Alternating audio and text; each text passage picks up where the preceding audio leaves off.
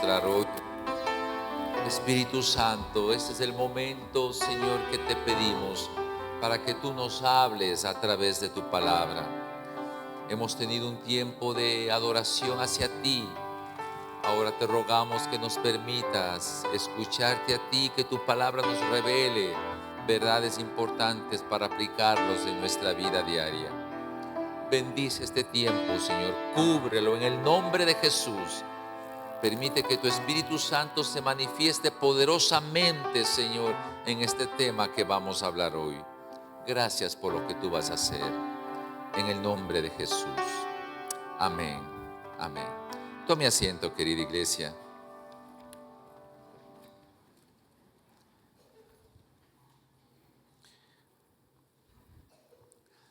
Anhelamos, querida y amada iglesia, que podamos ir aprendiendo poco a poco lo que nos enseña la Escritura.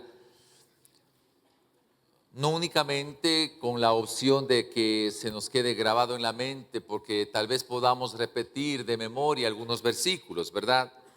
Sino que en verdad se haya producido cambios en nuestra vida por la revelación de la palabra del Señor. La gente puede decir, bueno, yo aprendo porque puedo repetir y me he grabado en mi memoria ciertos versículos bíblicos. Y esto es una parte muy pequeña de lo que es el aprendizaje de la palabra. La Biblia siempre debe mirarse de la perspectiva de la ilustración de logos que la palabra sí lo tiene, ilustra, habla al entendimiento, pero también desde la perspectiva del rema, de la transformación. El rema es a la transformación como la ilustración es a logos, y así la palabra de Dios siempre se muestra. Más aún, como la Biblia tiene en su contenido bastante perspectiva profética de las cosas que van a suceder en el tiempo futuro, la gran pregunta es cómo puedo utilizar el texto bíblico para que, si la enseñanza es desde la perspectiva profética, cómo me puede ayudar a mí para aprender ahora en mi diario vivir. ¿Sí? Y vamos a aprender ahora algunos temas que son de suma importancia y que Dios nos permita a través de lo que vamos a aprender ahora. Querida y amada iglesia, en el capítulo 4 del libro de Apocalipsis vimos que el trono se abrió. Y vamos a hacer una pequeña ilustración de lo que esto significa. Dios revela en el cronos de Dios su kairos. Dios revela en el cronos de Dios su kairos. El cronos son años, fechas, tiempos en que usted y yo lo manejamos. Pero el kairos de Dios es la inserción de la autoridad del Dios soberano que se inserta en el tiempo nuestro. Cuando vimos el domingo pasado un tiempo de agradecimiento a Dios por lo que Él ha hecho a lo largo de los años de esta iglesia, siempre Él deja huellas, deja marcas de lo que ha hecho, pero también esas huellas, esas marcas muestran lo que va a hacer en un lugar como es esta iglesia, como también en la vida de toda la raza humana, en todas las culturas y a lo largo de los años. Cuando la palabra de Dios revela en el capítulo 4 que se vio el trono y que el cielo se abrió, en la perspectiva del cronos, del tiempo, del calendario de Dios, implica de que va a suceder un momento en que el cielo se va a abrir y la iglesia del Señor en todas las culturas y en todos los países de la tierra va a ser arrebatada, va a ser quitada.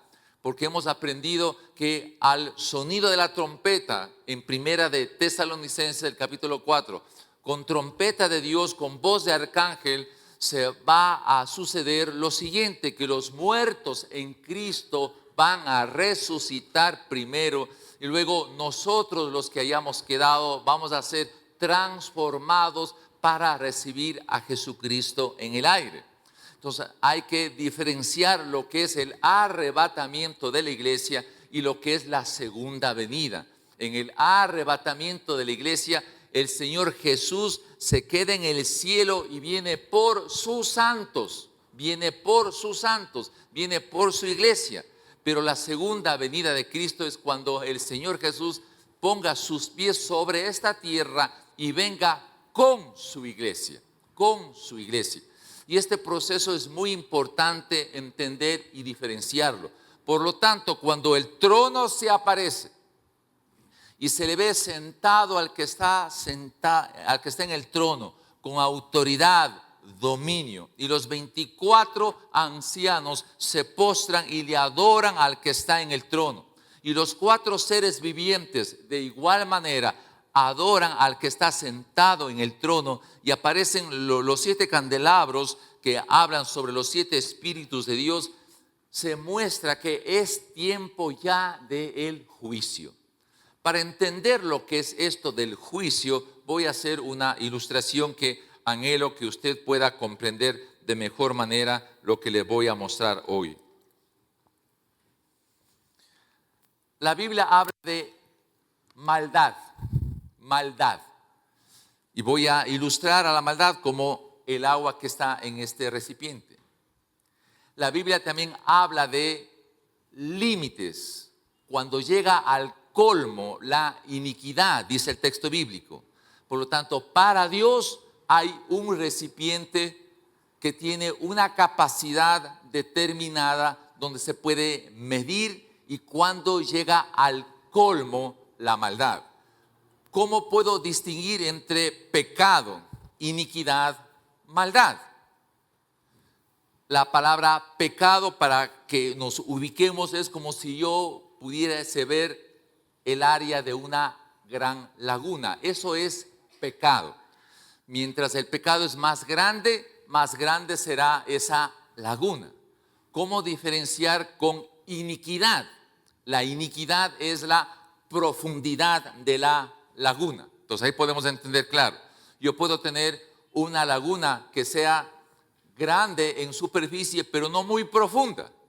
Pero yo puedo tener una laguna que sea grande en superficie, pero profundamente. Entonces eso es la iniquidad. Entonces la Biblia muestra, y en el capítulo 16 del libro del Génesis, cuando Dios habla a Abraham y le dice que 300 años va a estar esclavos el pueblo de Israel, hasta que no llegue al colmo la maldad de los amorreos. Esa expresión para mí es muy fuerte, porque muestra todo esto, que hay un volumen máximo que soporta Dios, que hay una iniquidad que se está midiendo. Y la Biblia habla de que la maldad se sigue regando en el vaso donde Dios define su volumen como máximo. Pero puede llegar un momento en que ésta se derrame, ¿verdad? ¿Qué va a suceder cuando se derrame? Cuando la maldad, la iniquidad se derrame, viene lo que se llama el juicio. Por lo tanto, el juicio no es otra cosa que el resultado cuando la iniquidad se desbordó de sus límites. De la Biblia, cuando hubo la gran inundación, permítanme dejar esto así para que no me pase ningún accidente, ¿sí? Un ejemplo de todo esto, el gran diluvio. ¿Por qué hubo el diluvio? Porque la iniquidad llegó al colmo y el juicio vino y el diluvio se hizo. Sodoma y Gomorra. ¿Por qué hubo el juicio sobre Sodoma y Gomorra? Porque la iniquidad llegó a desbordarse ya el límite en que tolera nuestro Dios, que es santo.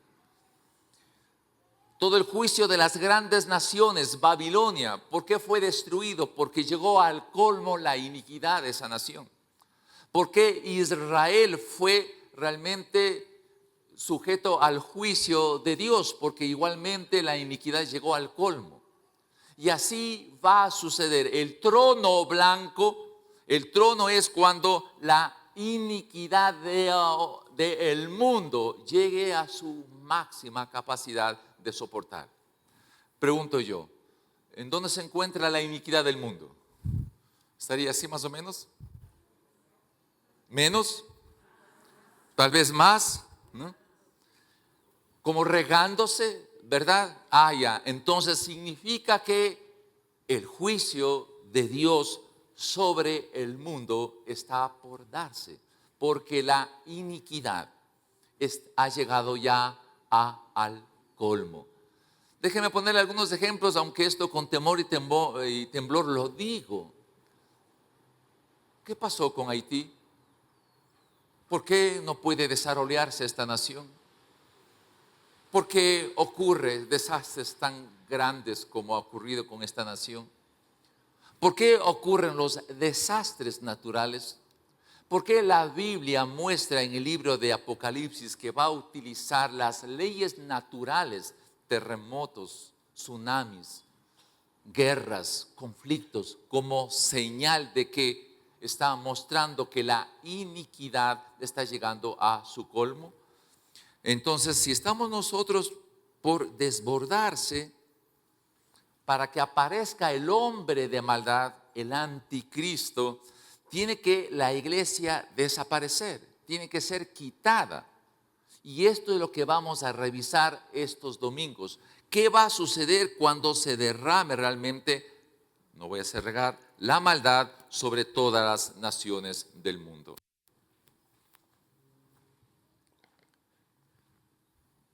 Frente a esto, ¿qué es lo que nosotros debemos ver? Ahora, aquí hay una cosa que se requiere sabiduría.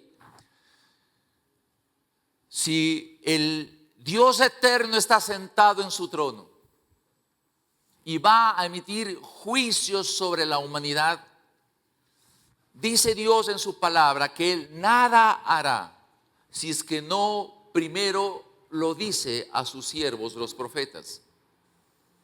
Por eso se escribió el libro de Apocalipsis, para que su gente, su pueblo, la iglesia pueda realmente comprender qué es lo que va a suceder con los hechos históricos que van a pasar en el futuro. Ojo lo que digo, hechos históricos que van a suceder en el futuro, porque son hechos históricos, van a ser reales.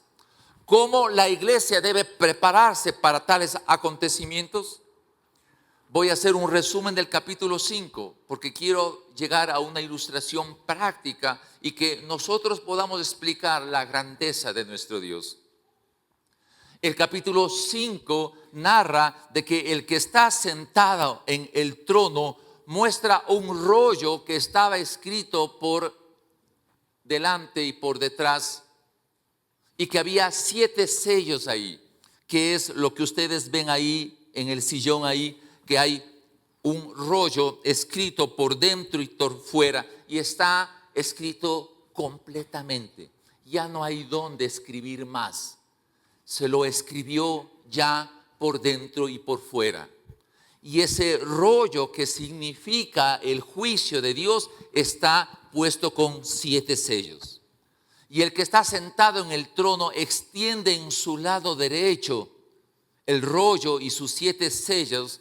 Y se escucha que un ángel con una voz poderosa exclama en todos los órdenes del tiempo: ¿quién es digno de desatar el rollo y de romper sus sellos? Y mientras el ángel habla con voz de trueno, señalando en el cielo, en la tierra, ¿quién es digno de abrir los sellos? Nadie responde. El silencio es angustioso. Juan observa y se pone a llorar en desesperación, porque Juan, que estaba muy cerca de Jesús, no entiende, no se explica por qué no existe alguien en el cielo, en la tierra o debajo de la tierra que tenga la autoridad, la dignidad de romper esos sellos. En medio de su llanto y desesperación se acerca un anciano y le dice: no llores, Juan, porque el león de Judá, la raíz de Isaí, la raíz de David, Él es digno de romper los sellos.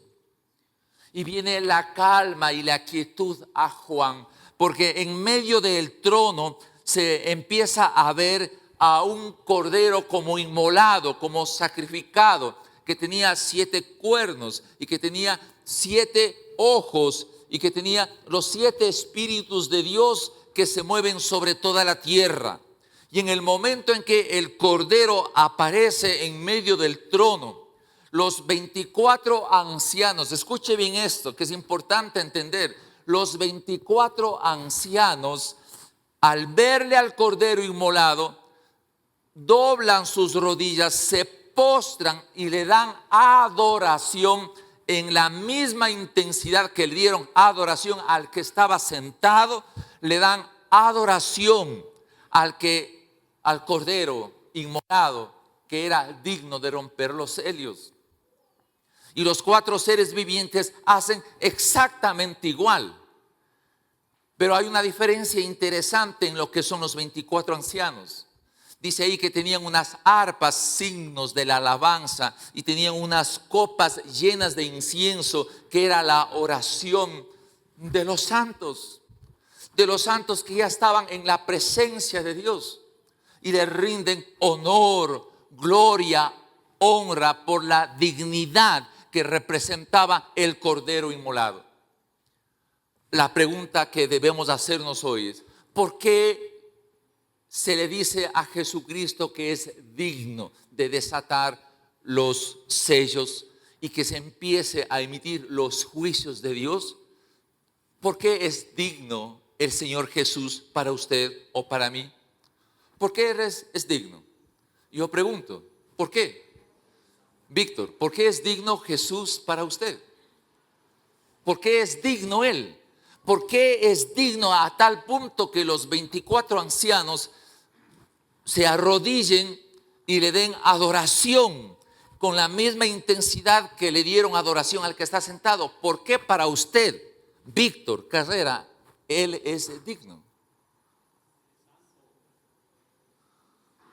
¿Por qué es digno para usted, para usted, para usted? ¿Por qué es digno Jesús para usted? Ya, vamos a coger la palabra. Víctor dice: porque Él me restauró. Entonces, para nosotros la dignidad se debe reflejar por lo que Él hizo por mí, ¿verdad? Entonces, si los 24 ancianos se postran y le adoran al Cordero de Dios que quitó el pecado del mundo, y los 4 seres espirituales especiales se postran porque Él es digno de hacer eso, entonces yo me hago la pregunta, como Juan se hizo: sí, seguramente, dijo Juan, mi Jesús, Él es digno porque me rescató. Hagamos un pequeño recuento de lo que eso significa. La ira de Dios siempre tendrá que manifestarse, porque Dios es un Dios santo. Amada iglesia, Dios es un Dios santo. No tolera la iniquidad que llegue más allá de la tolerancia que da su santidad. Y la ira de Dios tenía que ejecutarse. Y resulta que me ve a mí indigno, por supuesto. Escuche bien, me ve a mí indigno y emite el juicio de Dios sobre mí. La ira de Dios se derrama sobre mí y lo que sucede, algo espectacular. El Señor Jesús me ve a mí y pone su cuerpo sobre mí, y es Él, Jesús, que recibe la descarga del juicio de su Padre y me cubre con su cuerpo y evita que yo quede pulverizado bajo la ira de Dios. Entonces, ¿cómo yo voy a reaccionar frente a lo que Él hizo por mí? Pregunto, ¿cómo reacciona usted? Víctor dice: Él me restauró, Él me transformó, Él me volvió al orden. ¿Cómo yo realmente en forma práctica tengo que yo visualizar la dignidad del Cordero? Él me justificó, Él me justificó. el mundo de Satanás me señalaba a mí como pecador. Y dice la Escritura que tenía una acta, un documento legal, donde mi nombre, Luis, le pertenecía a Satanás. Él tenía un derecho legal sobre mí.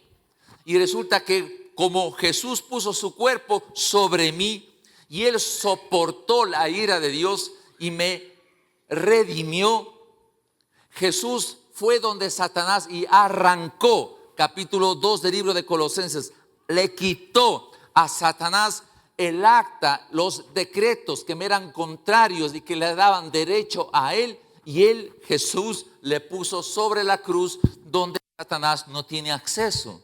Frente a eso, ¿cómo yo debo reaccionar?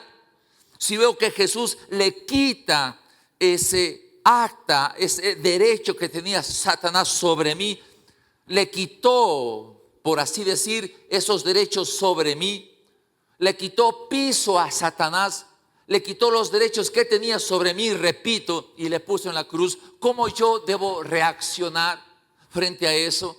Si los 24 ancianos se arrodillaron frente al Cordero, ¿qué debería yo hacer?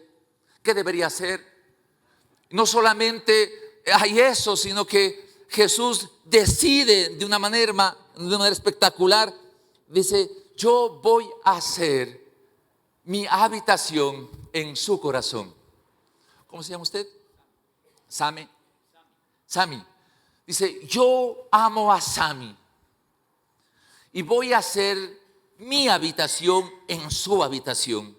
Y ese Jesús que tiene los 7 espíritus de Dios decide hacer su habitación en el corazón de Sami, en el corazón mío, el corazón de cada uno de nosotros. ¿Cómo es eso?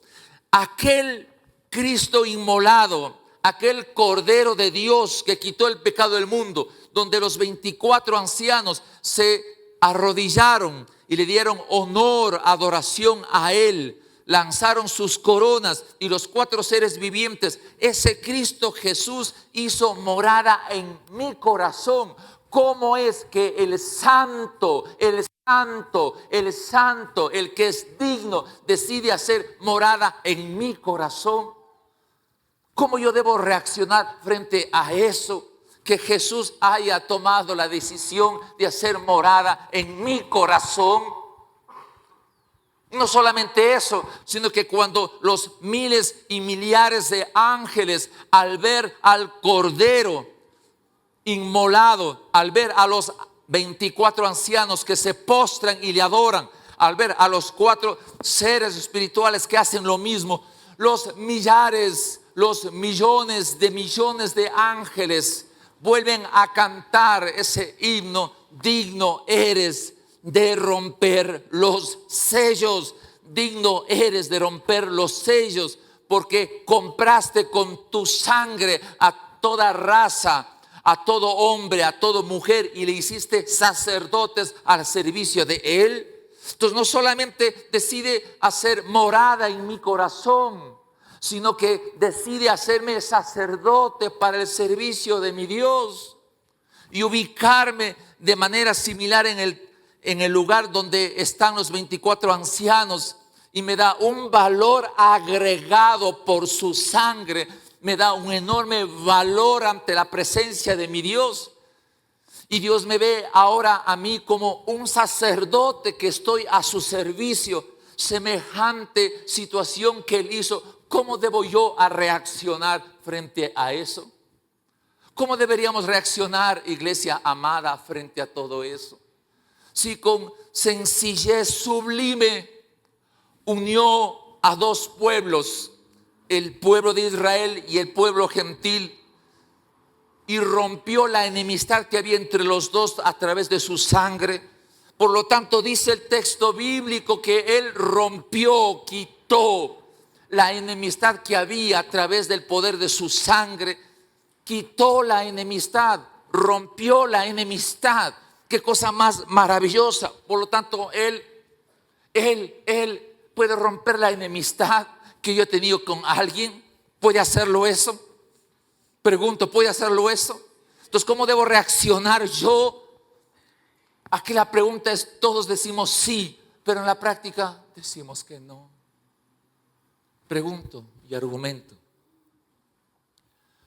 Ese corazón donde Dios decidió hacer la habitación de su amado Jesús, puede almacenar dolor también a la vez, puede almacenar resentimiento, puede almacenar rencor, falta de perdón. Parecería que no, ¿verdad? Porque no puedo yo, diciendo que Él habita en mi corazón, que Él decidió hacer de mi corazón su habitación, en el mismo lugar donde Él habita en mi ser, que define mi conducta externa y mi actitud interna, haya también amargura, haya falta de perdón, haya pecado sexual, haya el chisme, haya la murmuración. Podría de alguna manera decirse que es racional eso, que en el mismo sitio donde mora aquel cordero inmolado, que decimos nosotros amén, que decimos sí, merece el honor, la honra, la gloria que es digno, yo en la práctica no cumpla estos elementos y siempre esté guerreando con los sentimientos inadecuados que batallan dentro de mi corazón. ¿Podría yo hacer eso? ¿Verdad que no? ¿Verdad que no? Entonces, ¿cómo mismo debo yo reaccionar? ¿Cuánta dignidad yo le estoy dando a mi Jesús? ¿Cuánta dignidad le voy a dar yo a Él? Si yo realmente creo que Él es digno y que mi corazón es el lugar donde Él habita, yo me comportaré en la vida cotidiana como un vago, como un ocioso, como uno que roba ideas, que uno desobedece, que habla mal, que emite juicios de valor a cada rato, que estoy juzgando, señalando con el dedo al uno y al otro. Estaré dando dignidad al Dios eterno a través de su Hijo amado, que me libró del pecado y de la muerte. ¿Debería yo hacer eso? Pregunto yo. ¿Verdad que no? Entonces aquí viene el punto importante de que nosotros podamos comprender la magnitud de lo que representa darle honra y darle honor. Yo, por lo tanto, si creo que soy parte de lo que Dios hizo por mí, mi vida debe desarrollar un estilo en el cual le dé honra y gloria a Él. No puedo robar, no puedo engañar, no puedo mentir, no puedo chismear. Eso hace daño el lugar donde habita el Santo, el Cordero de Dios, que quita el pecado del mundo. No puede ocurrir una cosa así. Pero hay una cosa también tremenda en esto, que creemos que Jesús vino a mi corazón y me salvó. Sí, decimos. ¿Y Jesús vive en mi corazón? Sí. ¿Y soy salvo? Sí. ¿Y qué va a pasar cuando muera? Voy al cielo. Amén. Lindas palabras. Pero en la práctica, ¿qué realmente estoy yo haciendo en la práctica? ¿Cuántos años va a vivir usted, mi querida damita? ¿10 años? ¿20 años? ¿Verdad? Supongamos que sea 20 años. ¿Le parece una cifra? Sí, buena. 20 años, 30 años, 40 años, no sabemos exactamente, ¿verdad? La pregunta es, ¿qué voy a hacer en esos 20 años, 30 años, 40 años? Que ya Jesucristo está en mi corazón, que Él ya habita en mi ser. ¿Qué voy a hacer en todos los años que Él me va a permitir vivir? ¿Cómo voy a presentarme ante los demás? ¿Qué deberían ver la gente en mí? La gente, por supuesto, que no siempre tendrá una buena vista de la persona, porque no tuvieron igual con el Señor Jesús. Al Señor Jesús le dijeron de todo, ¿verdad? De todo le dijeron. Sí, tenemos que aceptar que va a haber gente que no nos va a ver bien. Esa es la verdad. Tenemos que aceptar eso. Pero no ante la gente, sino ante los ojos de Dios. ¿Cómo yo debo reaccionar con los 10 años, 15 años, 20 años, 30 años que Él me dé de vida? ¿Qué voy a hacer con mi corazón si es el lugar donde mi Jesús, el Cordero de Dios que limpió mi pecado, que me justificó, que me redimió, que me restauró, que vive en mí, lleno de su poder. ¿Qué voy a hacer con eso? Es la pregunta importante. Pero vamos un poquito más para usar esta ilustración que está aquí. A ver, vamos aquí, teologías. Vamos aquí, teología. A ver este grupo. Jesús hizo los milagros que hizo, ¿como hombre o como hijo de Dios? A ver, como hombre, ¿no hizo como hijo de Dios? ¿Qué dice este grupo? ¿Como Dios o como hombre? Como las dos cosas. Correcto, Jesús es las dos cosas. Pero ¿cómo actuó en la práctica del desarrollo de milagros? ¿Hizo sus milagros como hijo de Dios? No, hermanos. Es importante entender esto. Y les voy a demostrar con la Biblia. Dice la Biblia que Él se despojó de su deidad. Se quitó el saco, por así decirlo, de lo que significaba ser Dios. En el libro de Lucas, el capítulo 4, si alguien le puede anotar, perfecto. Pero en el libro de Lucas, el capítulo 4, dice así, hablando Jesús. Quiero esto ponerlo bien claro porque a veces nos equivocamos. Por eso nuestra vida como iglesia es a veces triste. No le damos el poder y la autoridad que realmente merece lo que nosotros somos. Después de que fue Jesús tentado, entra a la sinagoga y se le da el rollo y él dice: el Espíritu del Señor está sobre mí por cuanto me ha ungido para. Dice Jesús: el Espíritu del Señor está sobre mí porque me ha ungido para. Wow. Cuando Jesús se bautizó, ¿se acuerdan? El Espíritu Santo llega y se le aparece en forma de una paloma que estaba ahí. Y una voz del cielo se escucha y se dice: este es mi Hijo muy amado, en quien yo tengo complacencia. Escuchadle, dice el Padre. ¿Por qué para Dios era muy amado? Porque se despoja de su deidad, se pone a vivir con los seres humanos y solo por el Espíritu Santo hace la tarea de la redención. Qué maravilloso realmente que es nuestro amado Jesús. Pero no solamente eso.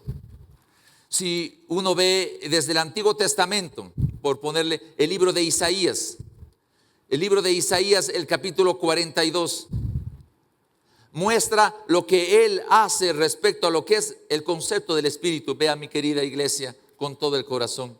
Isaías, el capítulo 42. Es una de las partes hermosas que a mí me llena de emoción.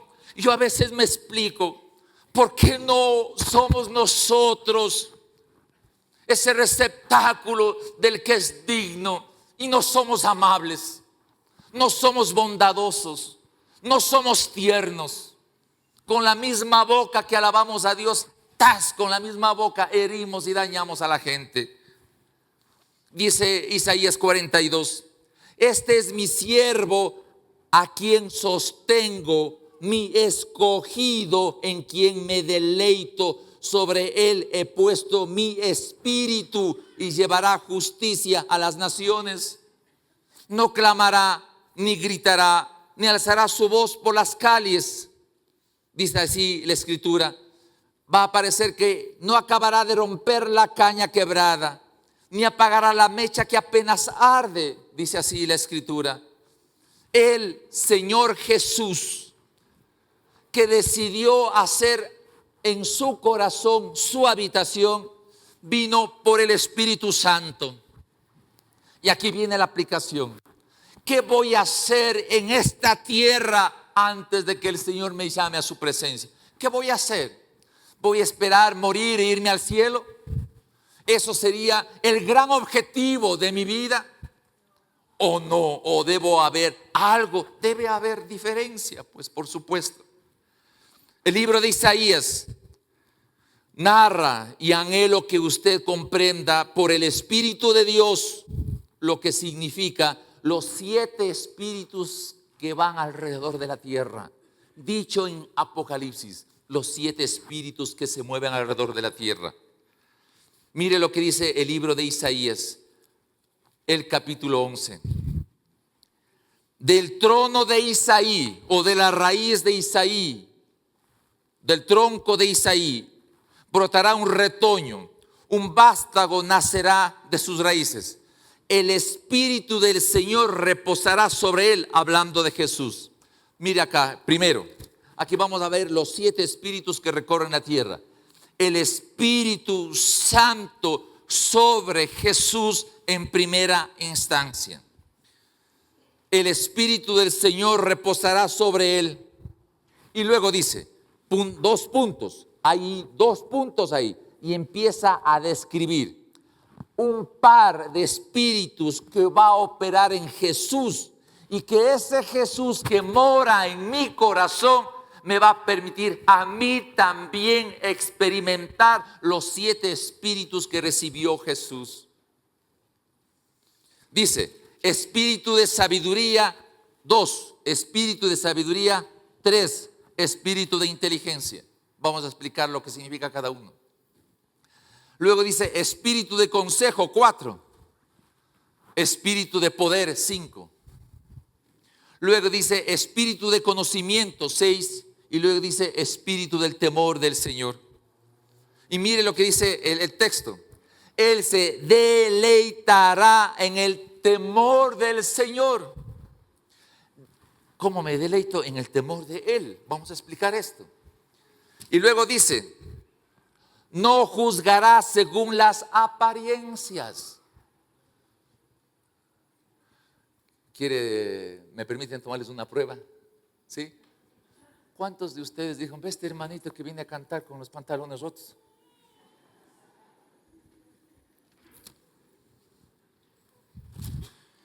Dice así el texto. No decidirá por lo que oiga decir. No decidirá por lo que oiga decir. Sino que juzgará con justicia a los desvalidos y dará un fallo justo en favor de los pobres de la tierra. Jesús, cuando ascendió a los cielos, Él dijo, toda potestad me es dada, toda autoridad me es dada en los cielos y en la tierra. Por tanto, id y haced discípulos a todas las naciones y bautícenles en el nombre del Padre, del Hijo y del Espíritu Santo. Y yo estaré con ustedes hasta el final de los tiempos.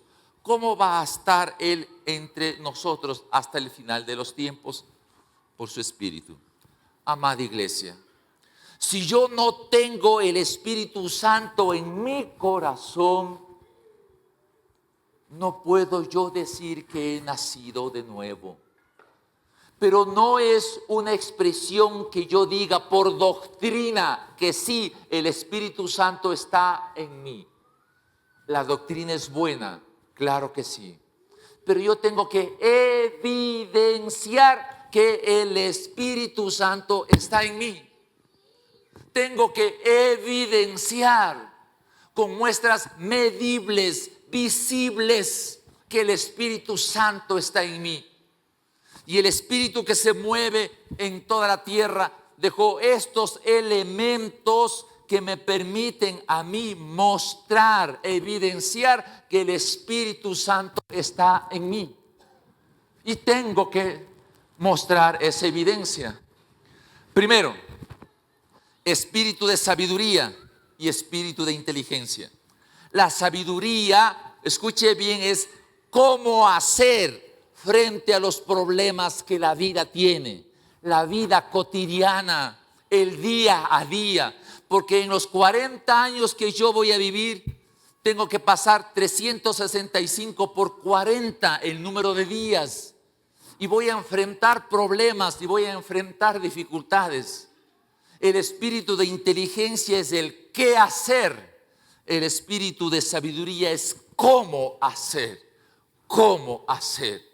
Y la primera banda entre la inteligencia y la sabiduría es lo que Dios utiliza por su espíritu, el uso de la cabeza, el uso de las ideas para enfrentar los problemas de la vida y resolverlos y salir adelante.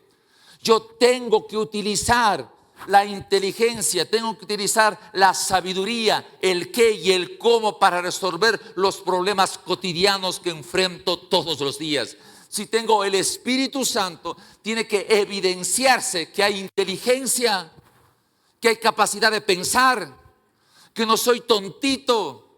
Por eso ningún negocio de hombres o mujeres que tengan el Espíritu Santo puede quebrar realmente.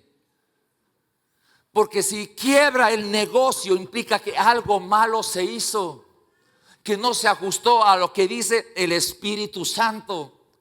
Porque el Espíritu Santo me da a mí el cómo resolver un problema y el qué resolver un problema.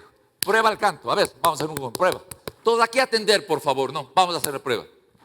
Estos son recipientes de querosene y que producen, cuando se enciende una llama, que produce bastante hollín.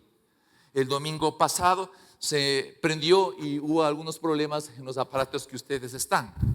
Yo pregunto, yo quiero que estos estén encendidos, pero que no produzca ese hollín, ese tipo de humo que produce el querosene. ¿Qué hago? ¿A qué? ¿A cambio a qué? Muy bien, cambio de combustible. ¿Qué combustible me producirá?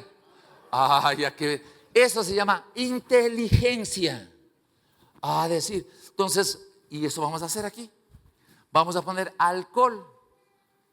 Entonces, damos el qué frente a un problema. El qué. ¿Qué hacer? ¿Cómo sería el cómo? Usted mismo.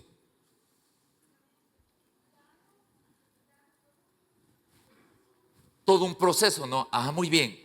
El cómo es un proceso. No es así. El qué sí. El qué sí. Surgió la idea, se prendió el foco, salió la idea, la solución al problema. El qué. Pero el cómo es un proceso. Tengo que venir, sacar, lavar, cambiar la mecha, todo un proceso. El cómo demora en el tiempo porque es un proceso. El que no, saltó la idea, la solución. ¿Ven? Muy bien. Espíritu de consejo y el espíritu de poder. Miren a mis hermanos queridos. ¿Qué es el espíritu de consejo? El espíritu de consejo es el ahora. El hacer ahora. Una cosa es que yo sepa qué hacer y cómo hacer, y que me demore en hacer después de un año. No es el consejo oportuno. El consejo es hoy hazle. Hoy haz lo que el qué y el cómo, hazlo hoy. Es el consejo. Por eso Dios da herramientas para resolver los problemas cotidianos. Por eso cuando se sabe el qué y el cómo hay que hacerlo ya, ese es el consejo, no dejarle pasar en el tiempo. Pero aquí viene, debe estar acompañado en el ahora, en el ya, el poder. Y aquí sacamos bombero. A ver, en este grupito. Mi hermano querido, ¿cuál es el don que el Señor le ha dado a usted?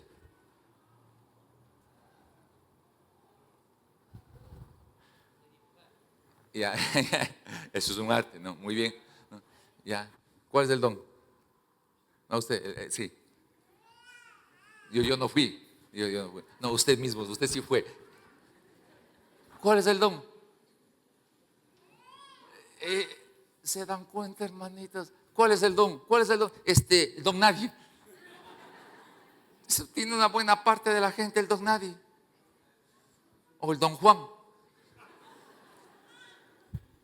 ¿Cómo voy a decir que tengo el Espíritu Santo?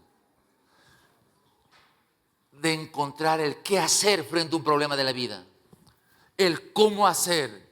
El ahora. sin el poder del Espíritu Santo en la manifestación del don. A ver, ¿qué dones hay, mis hermanos? Josecito. Perdón, el servicio. Otro. Misericordia, muy bien. Otro. Profecía, perfecto. Otro. Discernimiento. ¿Qué es esto?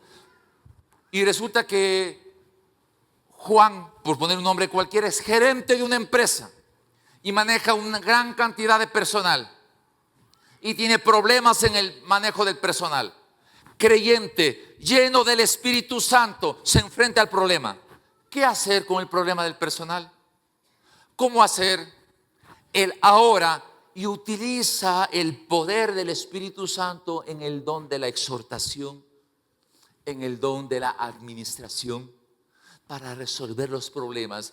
Y Dios le da a cada hombre o mujer que ha nacido de nuevo, que tiene el Espíritu Santo, la manifestación del poder del Espíritu Santo en los dones para beneficio de otros, no de sí mismo. Jamás el don debe utilizarse para aprovecharse a sí mismo. Siempre el don sirve para beneficio de otros y me convierte a mí en el hombre o la mujer como fue Jesús, que hizo los milagros en beneficio de otros, que resucitó en beneficio de otros, que dio vista a los ciegos, que dio libertad a los que estaban cautivos en beneficio de otros. El que está lleno del Espíritu Santo se ubica en el entorno del mundo, observa, mira, ¿qué puedo hacer para que el reino de Dios se extienda? ¿Qué puedo hacer para darle honor a quien vive en mi corazón? ¿Qué debo hacer para darle honra a quien hizo de mi corazón su habitación? ¿Qué debo hacer? ¿Qué? ¿Cómo debo hacer? Sabiduría, consejo oportuno, poder del Espíritu Santo. Eso es entrar en el reino de los cielos. No hablar hablando a los demás, criticando a los demás, sino siendo, como dice la Escritura, fiel a su palabra. Interesante, fíjese en cómo, así dice la Escritura, exacto. Fíjese, sabiduría, inteligencia, consejo, poder, conocimiento, temor del Señor. Y nos vamos acercando a lo que es el Espíritu Santo en su plenitud. ¿Qué es conocimiento? ¿Qué es conocimiento? A ver, ¿qué es conocimiento de Dios? ¿Qué es conocer? Notan que ¿cuántas veces leemos este texto? Y ahí nos quedamos. Muy bien. La Biblia dice, y Adán conoció a su mujer y Dios le dio a un hijo tal. Conocer es intimidad con Él. Que el Señor me dé espíritu de revelación para conocerle mejor. Es intimidad personal, individual, de estar en su presencia, de percibir la revelación de su palabra. Es mi necesidad, porque de Él, de la palabra y de la intimidad con Él, me dará sabiduría, inteligencia, poder, consejo. Si yo no tengo tiempos de oración con Él, ¿cómo me voy a enfrentar a un mundo hostil?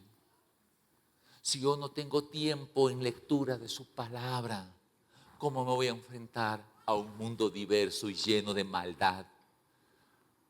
Luego voy a definir la maldad en función de la iniquidad del pecado. Entonces esto es importante, pero acompaña a este par. Noten, siempre va en pares, siempre va en pares, ¿sí? Siempre va en pares. La intimidad con Dios, mi oración, mi dependencia de la palabra tiene que estar acompañada con el temor del Señor. ¿Qué es temor del Señor? Pánico. Temor del Señor. ¿Perdón? Temor de no ofender, ya es similar ya temor de no ofender. Pero déjeme decirlo con todo mi corazón. Acá también sacamos bombero. Sí, sí se entiende lo que es sacar bombero, ¿no? ¿Sí se entiende? Bueno, en nuestro lenguaje anterior, ¿no? El bombero es nota roja, nota baja, eso es bombero, ¿sí? Creo que vale la pena explicar eso, porque ¿y sacas bombero? ¿Qué significa eso? Hermano querido, míreme a mis ojos, yo soy feo por naturaleza, no se preocupe, pero mire a mis ojos.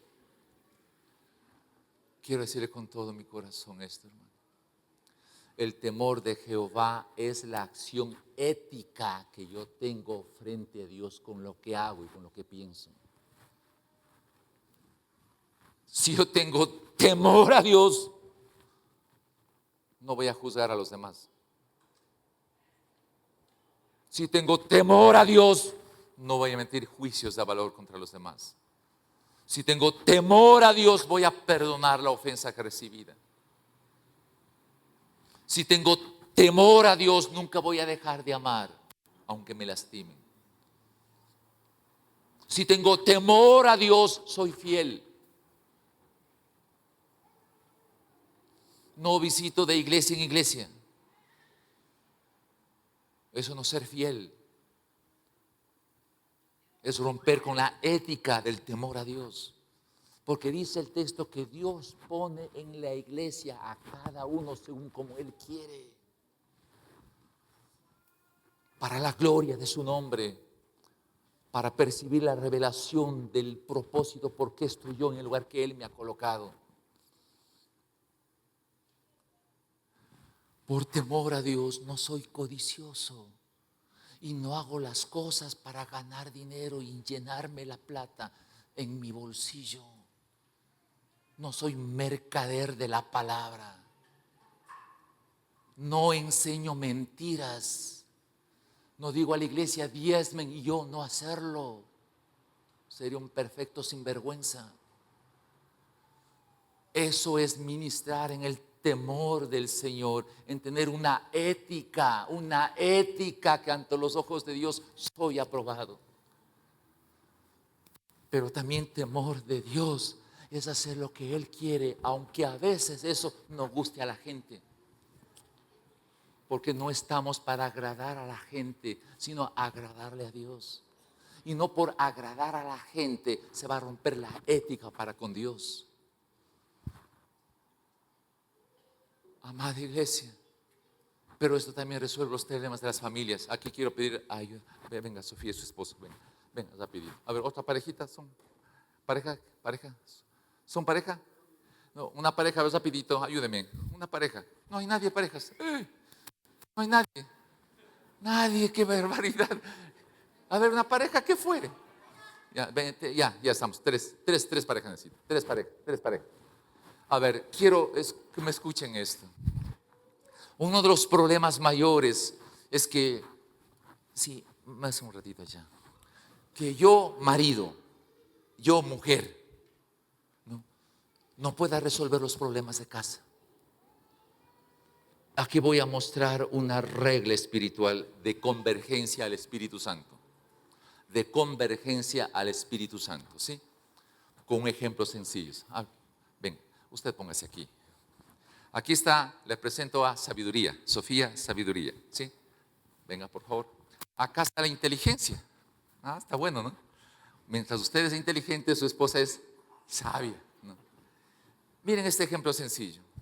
¿Qué pasa si en un problema de la vida, de la familia, del hogar, finanzas, salud, lo que sea, al esposo se le enciende el foco del qué hacer para solucionar un problema económico, de enfermedad, lo que sea? El qué hacer. ¿Qué requiere de su esposa? El cómo. Entonces, el qué se une con el cómo para juntos resolver el problema. Pero si acá el brillante le sale la idea y acá no quiere apoyarle, ¿qué va a suceder? Por más ideas brillantes que él tenga, ¿verdad? Y lo contrario, si a él no se le ocurre nada, ¿qué va a hacer la esposa? A mi marido no se le ocurre nada, ¿qué hago? Entonces, automáticamente la mujer asume el rol de él. que tampoco es correcto, porque son dos. Uno más uno, ¿cuánto es? No es cierto. Y el hombre dejará a su padre y a su madre y los dos se unirán para ser una sola carne. Uno más uno es uno, aunque son dos en uno. Viene el consejo. Cambiemos, vaya usted allá, ¿sí? Aquí viene el consejo. A ver, acá. Al frente de sabiduría, ¿sí? Sofía, al frente de sabiduría. A ver, ven. Acá, aquí. Pero al frente, ¿sí? Es alineada, ¿sí? Usted un pasito más adelante, pero más acá, ¿no? Ahí está el consejo y un poquito más acá, aquí está el poder. Fíjese. Se sabe el qué, se sabe el cómo para un problema determinado. Piensen en lo que puedo decir, pero piensen en lo que está viviendo usted, ¿sí? Sí, ya me cogió lo que estoy pensando. Sí. El consejo es el ahora. Ojo, es el ahora. Sí, sí me hago entender, ¿no? Es el ahora para resolver. El ahora, no mañana. El problema que tienen ustedes se debe resolver hoy tienen que resolver. Viene el consejo.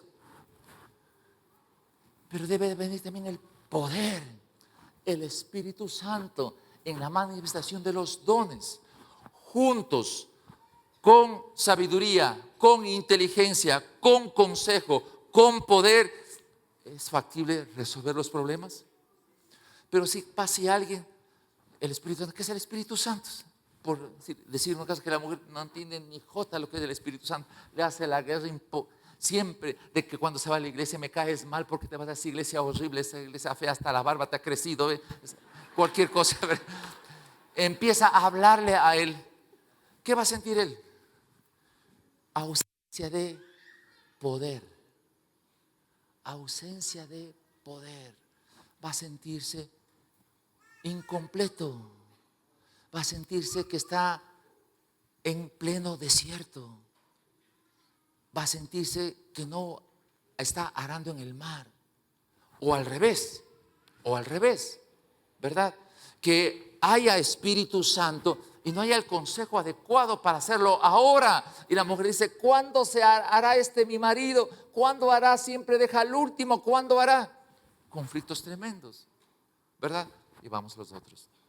Conocimiento, acá, usted acá, aquí, vamos acá. Temor del Señor. Eso. Mi hermana. Sí. Valencia. Ya. Mi hermana se pone a orar.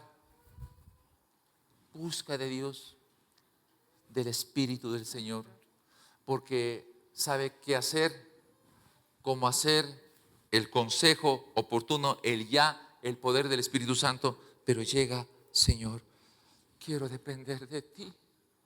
No quiero hacer esto a mi manera, quiero hacer a la manera tuya.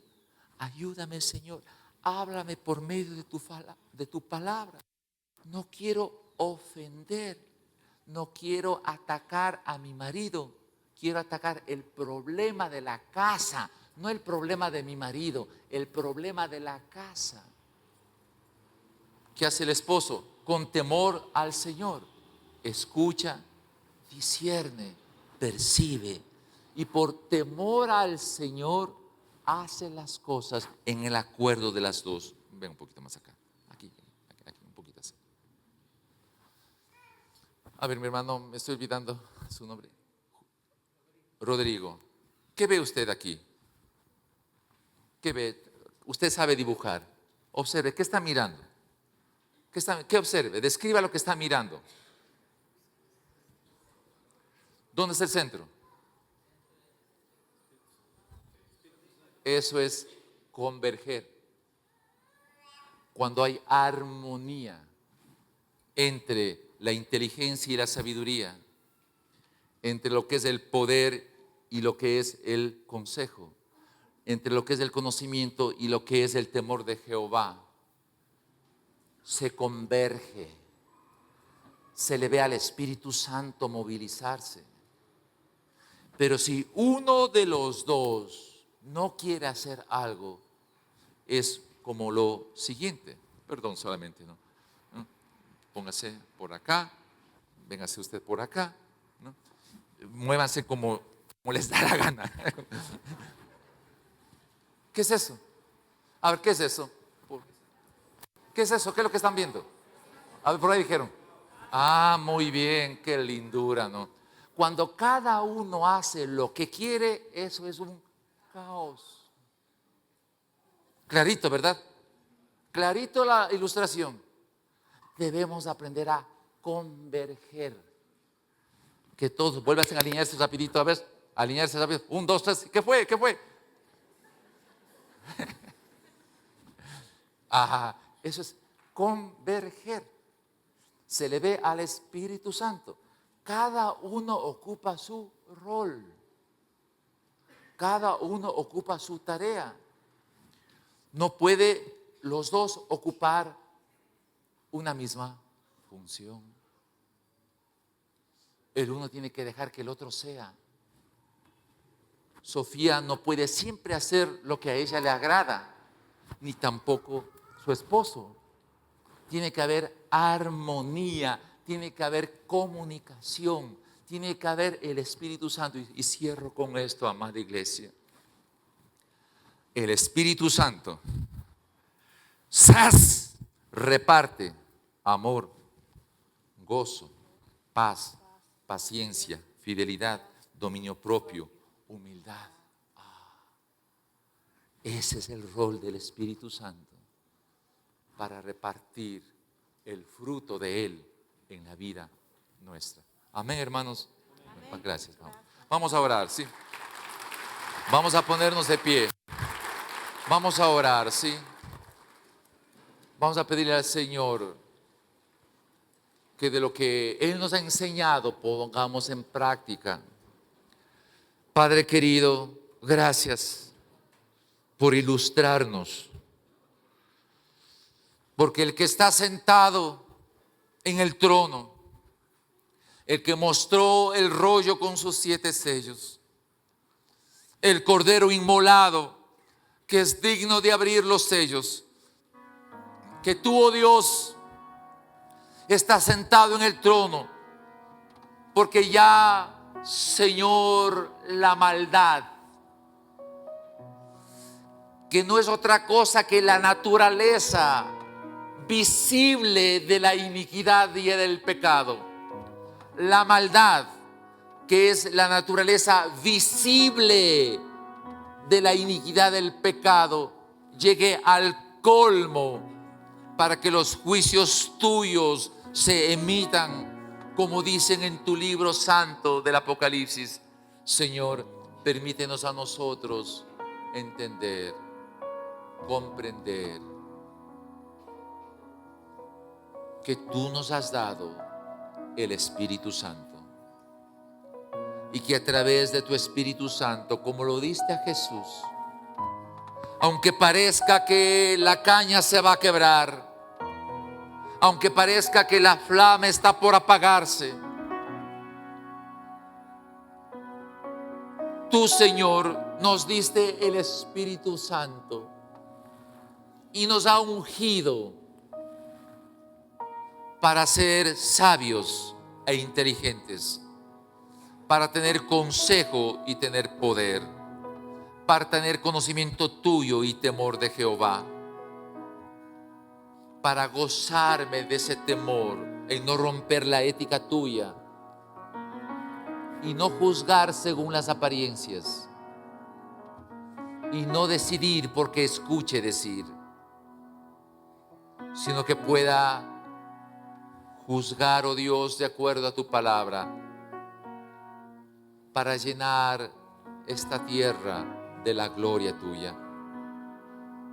Mientras nos des vida, Señor, mientras derrame tu gracia para darnos vida, permítenos converger al Espíritu Santo.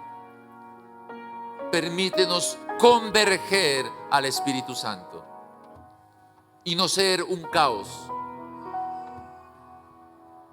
que no atinamos una.